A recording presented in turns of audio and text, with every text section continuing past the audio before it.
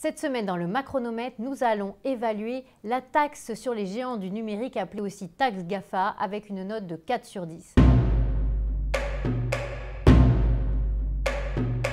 La taxe GAFA fait un peu penser à la taxe sur les yachts. On avait dit à une époque qu'il fallait taxer les yachts parce que c'était vraiment un signe extérieur de richesse. Derrière, on avait annoncé 10 millions d'euros dans les caisses publiques de recettes. Finalement, il y a eu 90 000 euros de recettes. Pourquoi? Les yachts sont partis ailleurs, évidemment. Et on peut aussi se dire que les 500 millions d'euros de recettes sur la taxation des GAFA, que la France a décidé d'imposer seule, puisqu'il n'y a pas d'accord européen sur le sujet, rapportera beaucoup moins que les 500 millions d'euros en question. D'ailleurs, déjà, dans le projet de loi lui-même, on voit que ce n'est pas 500 millions d'euros, mais 400 millions d'euros qui est anticipé dans un premier temps par le gouvernement.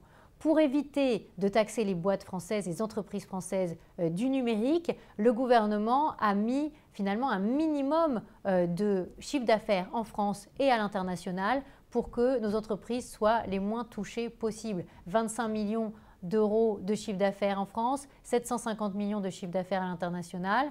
Le problème, c'est qu'il y a quand même des entreprises françaises qui dépassent ces seuils.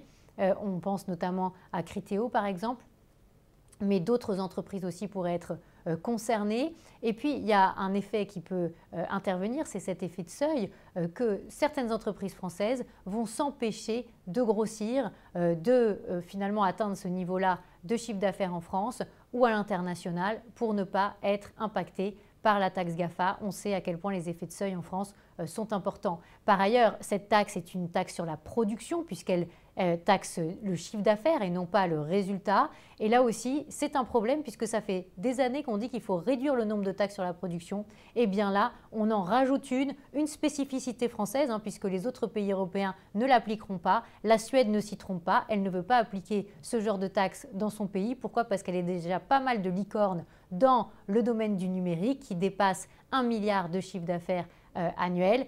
Et elle n'a pas du tout envie de taxer ses propres entreprises. Plutôt que de les taxer, plutôt que de les désinciter à venir chez nous, peut-être ayons une démarche fiscale plus incitative pour qu'ils viennent par exemple mettre leur siège européen en France, pour qu'ils viennent créer véritablement des emplois en France. Ce serait beaucoup plus gagnant-gagnant pour notre pays.